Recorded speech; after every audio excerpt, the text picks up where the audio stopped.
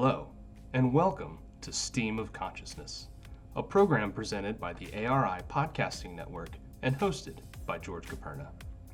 What is S.T.E.A.M? S.T.E.A.M stands for Science, Technology, Engineering, Art, and Mathematics. During each episode, we will take a few minutes to sit down with professionals in different STEAM-related fields to give them an opportunity to share their story and give their perspectives with the goal of promoting career awareness to potentially interested students, young professionals, and of course, anyone else who shares a fascination with these areas of study. And now, please join us as we tap into the S.T.E.A.M of Consciousness. Welcome to S.T.E.A.M of Consciousness, a podcast about science, technology, engineering, arts, and management. Today, I'm blessed to have Zoe Koperna here with me. Yes, nepotism in action. This is my daughter, but I think it's really relevant. She's really a rising senior, getting ready to graduate. She's at Virginia Tech studying material science and engineering. Yes. And we'd like to hear a little bit about her journey and how it applies in STEAM progression and young people moving up through engineering, arts, and mathematics. So, what did I miss, Zoe? So everything that my dad said's right. I'm currently a senior at Virginia Tech studying material science and engineering. And my journey with STEAM really started in middle school and high school. In middle school, I was taking both theater and a technical education elective that focused on engineering and manufacturing. So I was doing both and trying to really figure out my interests, what I liked about each. And then in high school, I decided just to stick with theater. So I ended up really embracing problem solving and working in big groups of people and collaborating and communicating and working on how I presented myself as a performer and as a stagehand. I ended up graduating high school in 2021 during the peak of COVID, but before I graduated, I had accepted an offer with James Madison University to pursue a theater degree. I was ecstatic. I love working with people. I was super excited to continue my artistic journey and just to explore myself a little bit more. I got to James Madison. I was there for my first semester of theater, and I had realized that I did not have to pursue my passion as my career. I could still integrate it into my daily life through other hobbies and interests. And I realized that I wanted to go back to engineering, to the engineering I had explored in middle school. Well, let's pause there and roll it back just a little bit to middle school, because the one thing I remember is you coming home so excited about your CO2 race car. Yeah. And the question was really, which of your passions was going to take over? Was it going to be the artistic side, which is really the plays, the musicals, which, I mean, dating back to daycare and the Little Red Hen, if you remember that. I do. But you were so excited about your CO2 car, and talk a little bit about that. Oh my goodness, yeah. So that was a project we did in that technical education class with balsa wood, and we tried to make these little CO2 wooden cars that at the end had a section where you can put a canister to connect your car and race it.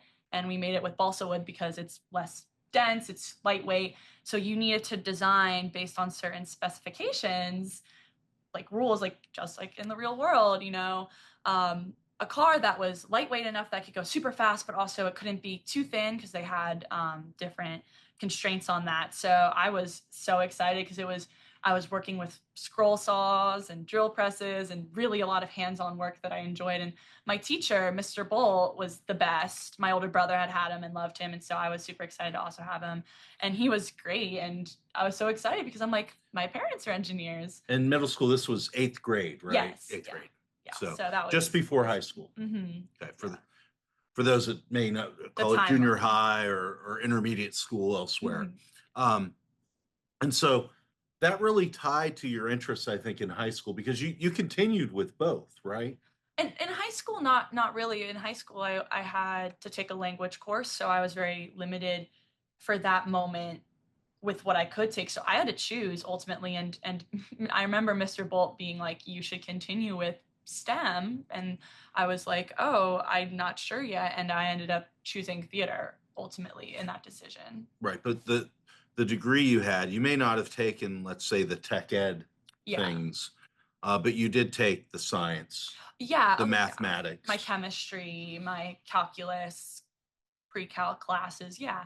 I wasn't even like passionate about it. A lot of it was a requirement for my graduation, but I did end up taking a lot of the higher levels of those, like the honors. And my school had the IB program, which for those who aren't familiar, it's like the AP program, just an international basis. So yeah, I was really still pushing myself and striving academically with the arts and other STEAM classes as Yeah, well. so you may not have gotten into the nitty-gritty hands-on engineering Yeah. kind of construction things or shop classes, if you Yeah. will. Yeah. But you still had the balance. Yes, I did. And I did. so I know that the love was always the theater. Yeah. And that took you to James Madison. What was your thought process in how you said, I love this, I want to do this in college, and I want to do this maybe for a Yeah. living? Yeah. Oh man, well, for the longest time, I wanted to be a teacher. I wanted to be a theater teacher because I I I think I'm personally really good at connecting with students and being and connecting with audiences, I guess, if that's like one perspective to put it in. So I'd always wanted to be a teacher, and I thought that since I was doing so much theater and how it was one of my passions, I thought that that would be the perfect route for me was to go into theater education. Um, and I was so set on it, and I was confident in that decision. Even though I was so confident, things can still end up changing. Things can Your opinion on things and what you do want to do for your career can really change. But I ended up also becoming a substitute teacher too, because I was still kind of unsure if I wanted to teach. But I think that's pretty natural. I mean, Hmm. many of the people who go to college or even enter trade schools find out that it's not what they thought or it's not what they wanted, and it doesn't really make their heart glow, right? Yeah. Um, for lack of a better phrase. And I think, what was the realization for you when you did well? You did well in Yeah. school. I mean, the grades were very good. You were participating in a number of plays and musicals Hmm. at James Madison. But what triggered the change?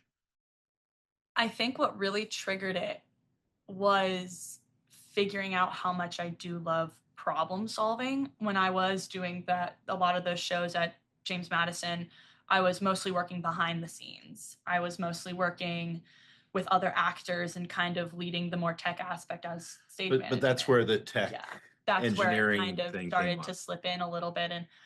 And I I specifically remember texting mom. I texted her after I had accepted my James Madison offer. I texted her, "Don't worry, engineering's my backup." In like January of 2021, before I even graduated high Which is a school. really funny thing It, for a it, theater major to say. it's really funny and it's kind of backwards. That's what I like to think about. It's kind of backwards. Usually the the engineering major switched to things like theater or the arts, but I really took a flip flop with that. But yeah, the problem solving, I realized I could do it on a bigger level and more globally, like reach more audiences instead of just focusing on one production. I was like, what if I was able to solve bigger world problems? And I'll remember, what was it exactly you called me, and what did you say? Oh, was it something like, Dad, like I'm after my first semester at JMU, I'm going in engineering. I want to try to transfer to Virginia Tech or George Mason and pursue engineering. I don't remember. Was there a specific thing you remember that I'm missing? I think it was, don't be angry with me. Oh, I want to be an engineer. Sorry, excuse me. yeah, no, yeah, no, because I'm blessed to have my mom, dad, stepmom, and stepdad, and all of them were super supportive with my choice to go into theater and just do what I'm passionate about. And my mom, dad, and stepdad are all petroleum engineers. And I don't know why I was so worried telling you guys about a big change, but I guess it was kind of a big change at the time for me. But from a curriculum standpoint, it certainly is a big change because Yeah. a lot of the coursework that you had done didn't really build on an engineering degree. No. So tell me a little bit in the audience a little bit about what that transition was like. What choices you had to make Yeah. before you decided to be a materials science and engineering. Yeah, a really big thing was deciding that I was going to complete my first semester at JMU. That was most important to me. Was I had had the realization about a month before the semester ended, but I was like, I'm almost done, finishing strong.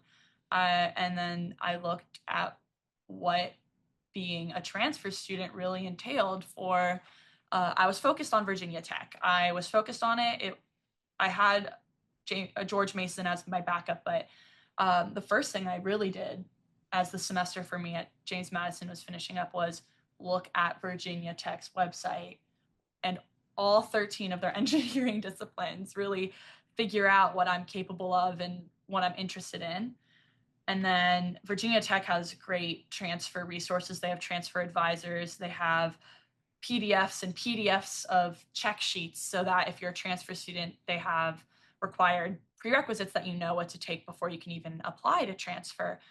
So I had to really figure out just a path. I had to lay my path forward. So it was a little bit of roll up your sleeves, Yeah. do a little bit of legwork on your own, but Yeah. the resources were there. You just had to know they were there. Yeah, you really, I mean, Google's your best friend. Well, Being able to just type in transfer student, engineering transfer, Virginia Tech transfer, and everything this day and age is super accessible with that, with my laptop. a little bit different than when I was looking at Yeah. degrees in institutions in the dark ages. In the dark ages. But I think was there anybody else that you sought advice with, or a confidant, if you will? Oh, my mom for sure, because she had gone through the transfer process with our local community college too. She grew up in the same area that I was in at the time, and she had also planned on being a transfer student based on an associate's degree program through Northern Virginia Community College. So I had talked to her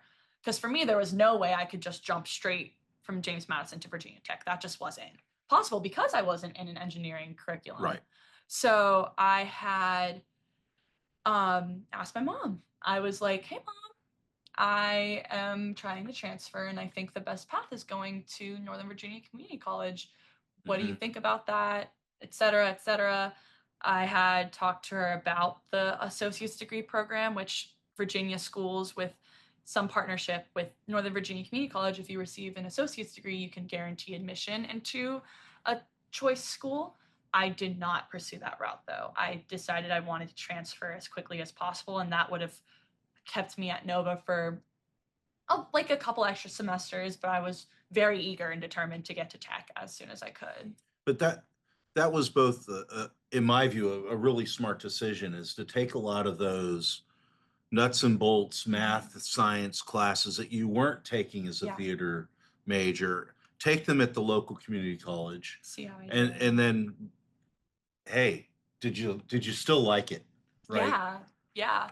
It was very important that I figured out that this transition was right for me. That was another thing, is really pushing myself academically, but if I felt like I was having to push myself beyond a reasonable range, it was like, well, is this really what I'm supposed to be doing? But I was lucky enough that I had done really well in my classes at Nova. My professors were fantastic. They were some of my favorite professors I've had to date still. I really think of my physics professor a lot. She was fantastic, Dr. Viale.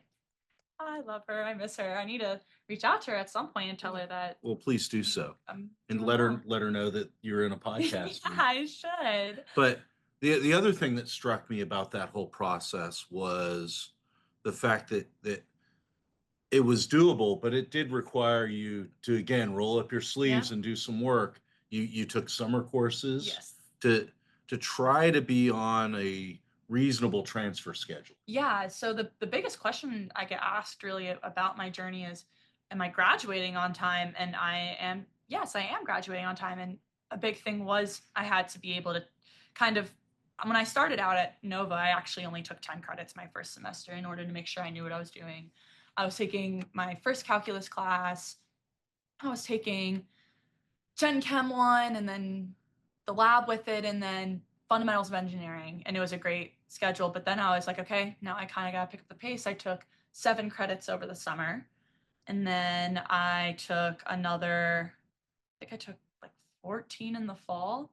But I had even just, figuring out the classes I was taking and seeing if I liked what I was doing, I had to meet a certain amount of prerequisites that were either required or strongly suggested by the Virginia Tech transfer admin. So I was really making sure I got those things done, because the ones that are required, you have to have fully completed, final grading your transcript before you can even apply.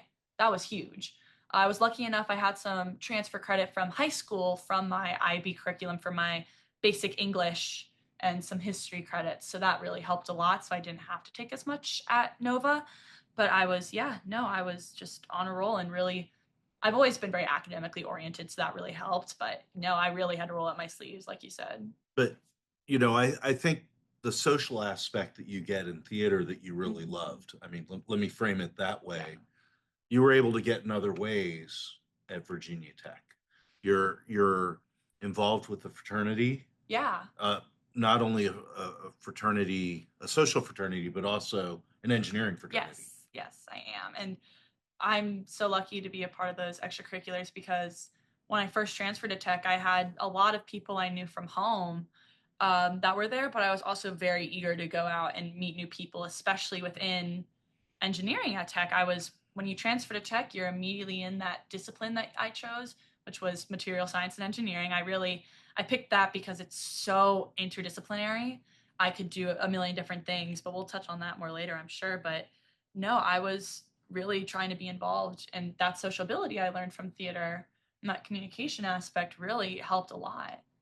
And look, I think, and I've said this to you before, and the interesting thing about that social aspect is you're very comfortable in front of crowds and people you don't know, and taking up oral space. Oh yeah. And that serves you really well in interviews. I mean, you still have to have the background to be able to speak it, but I think you interviewed really well. Yeah. I mean, my staff offered you an internship in the They summer, did, yes. which you declined, and you went to this little 4-letter acronym. What was that called? I went to NASA instead for my internship. Sorry, Dad. And what'd you do?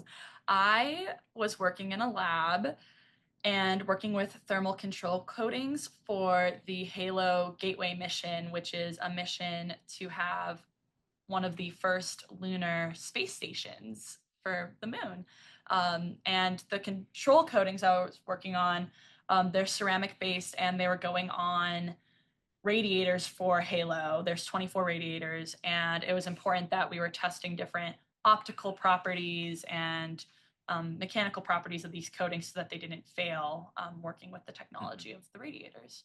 And instead of working on the whole balsa wood race car, you're just working on a component of it, right? And contributing to a team. Yes. And so, how rewarding was that? Oh, so rewarding. I was working with such a diverse group of engineers and scientists. I was the only materials engineering background person involved with that specific summer portion of my internship, but I was working with chemical engineers and mechanical engineers, and I was working under a lab scientist, Miles, who had a physics background and his PhD and all that. And it was so cool to be able to learn how a team really works together when you're coming from multiple different disciplines and backgrounds. And we find it even here so rewarding to work with these integrated teams, geoscientists, geophysicists, engineers,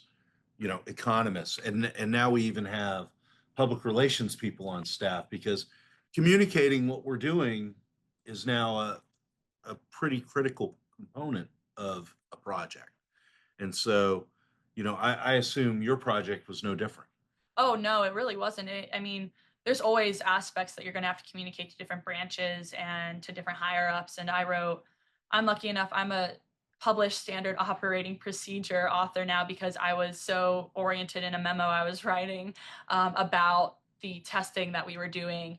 And I also, to kind of sidetrack from NASA for a second, at Virginia Tech, I'm a teaching assistant for the material science and engineering communications program. So I really help students learn how to write research papers and technical papers and do well in interviews and review their resumes. So that communication aspect that I did bring from theater has integrated so well in my endeavors with engineering. It's foundational to have the technical aptitude to be able to do your work, but also over here to be able to communicate it effectively.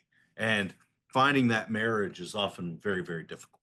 And I have people often ask me if I regret immediately going into theater for college, and my answer is always no. Immediately, I think it was still great to have that stepping stone for me, and it's been so helpful. I'm still in connection with a lot of my friends from JMU. I'm very lucky to have them. They were really big supports in me transferring and figuring out what I wanted to do, but still just having that theater behind me has really been super helpful, even if I had to really roll up my sleeves and get to work if I wanted to transfer into engineering. And that's part of the reason I think this journey is not only so interesting, but it's not a solitary thing. In other Yeah. words, many other people go to college thinking they want to do A, but find out Mhm.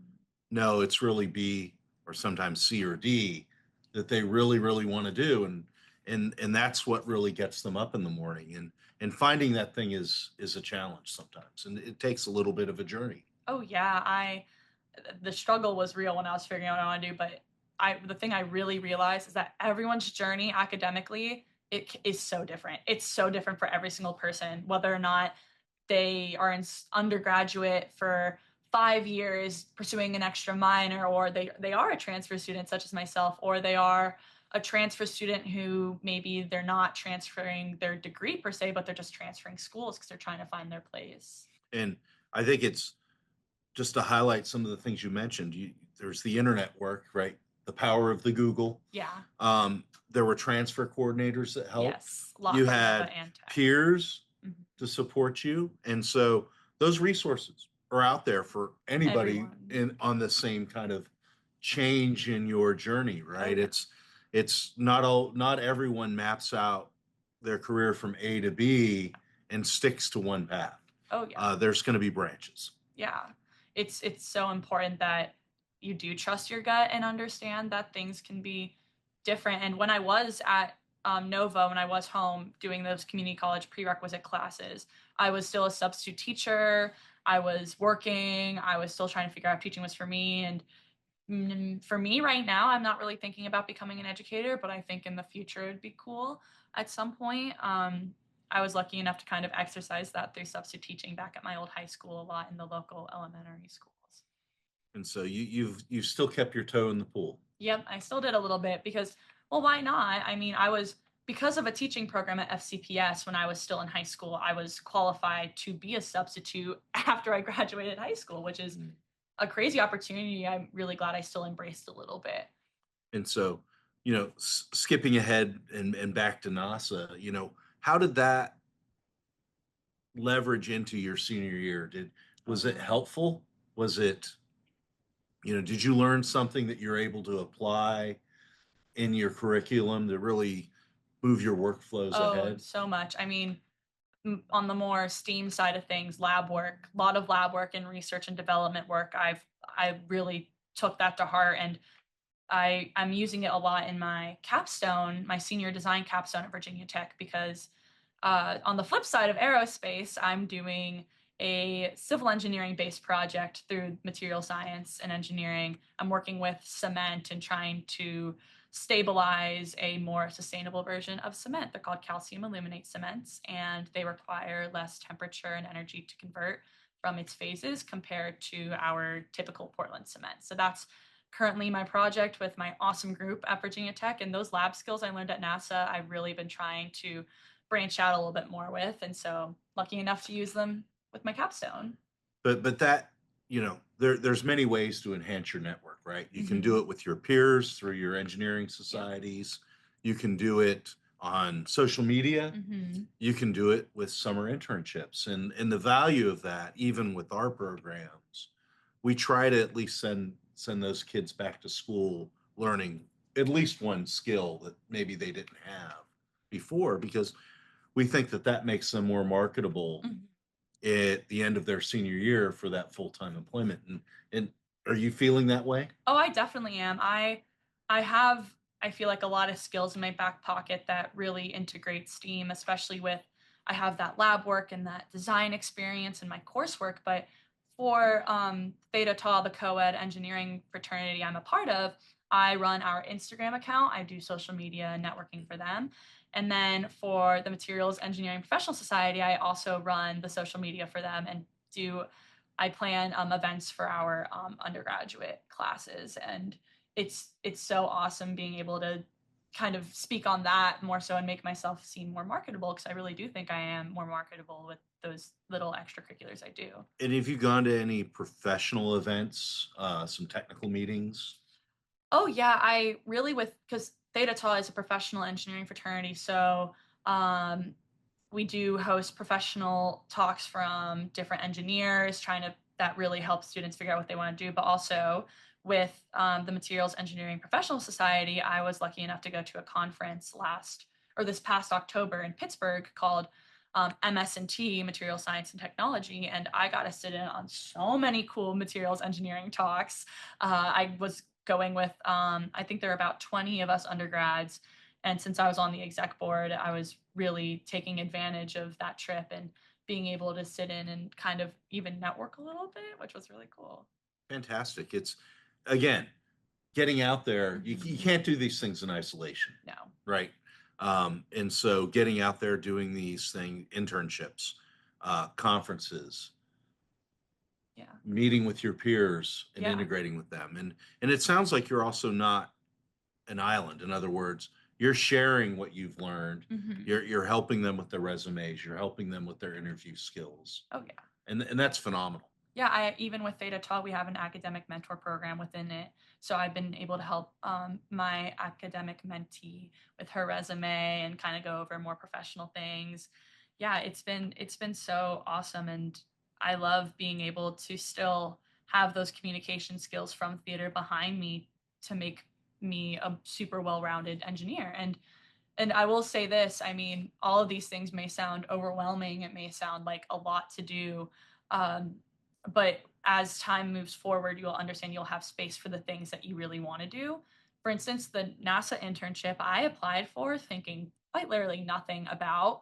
I was lucky enough that my resume included the research I had done that past semester, which is another extracurricular I was part of, was doing biomedical ceramic material research. And my research professor, Dr. Tyone, who I adore with my whole heart, was a big help in my journey to figure out that NASA wanted me for this project. She was a great person to know, great resource. The networking was really great with her. Well, it sounds like you're got one semester left Yes. before graduation. Cross his fingers. Knocks on wood. Um, what are the next steps? What does the next semester look like for you? Oh, the next semester, well, currently I'm still applying for jobs in the Northern Virginia / East Coast area, looking for materials engineer jobs in any really material. And as I go through my next semester, I'm focusing on jobs, future employment opportunities, but I'm also finishing up my senior design capstone, finishing up my coursework. I'm going to probably continue networking as much as I can with my peers, especially in Theta Tau and especially in the MSc department. And then I graduate in May, and we'll just see what happens. I'm pretty set on the fact that I do want to work after school. I'm not really sure about my master's degree. I would like to get a master's degree at some point, not sure when. But it really just depends on how interviews go and my job search goes. Yeah, and I think one of the things I want to highlight here is something you said. It seemed like in passing, but it was really important. How the faculty helped you Oh, line up your internship with NASA. And so having that relationship with the faculty is maybe helpful in your job search. yeah, and I had no idea that Dr. Tyone would be such a proponent in how that internship worked out for me. It's just because she had an alumni from Virginia Tech that was also in her research group currently worked at NASA at that time and had done an internship with the same lab that I had applied to. So it was a crazy connection, and it really can be about who you know, and it never ever hurts to just be like, hey, professor, like I'm graduating this spring, but I'd really love to stay in contact. And if you hear anything about anything and you think I'd be a good fit, feel free to send them my way. That's really well said. Yeah. It can't be underscored enough, I don't think. No. And so I think we're about at time. Okay. So I'd like to ask one more question. Yeah. And what are you most passionate about right now? And this will be fun to come back to see Yeah. how that changes. But what are you so passionate about in material science and engineering right now? Ceramics. They're so cool, guys. You don't even know. I think when I tell people I was taking a ceramics course, they're like, oh, you're doing pottery? That's so cool. No. Everybody's picturing Ghost, right? Everyone's picturing Patrick Swayze. Yeah. No, I loved working and learning about technical and advanced ceramics for aerospace application. I mean, that's what my internship was. And then this past semester, this fall 2024 semester, I took my ceramics class with Dr. Tyone, and it was so fascinating just how ceramics properties differ from polymers, metals, electronics, semiconductors, anything, composites.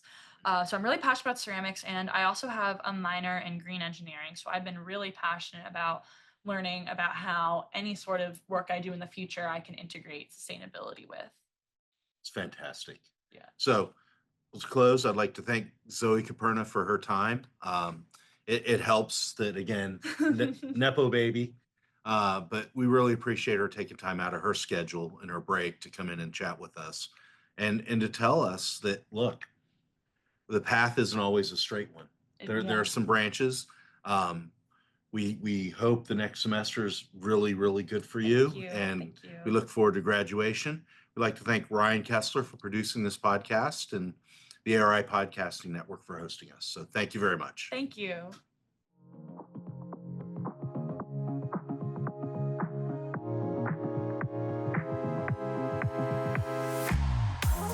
Thank you for tuning in. Be sure to listen to new episodes of Stream of Consciousness, available on your preferred podcast listening station.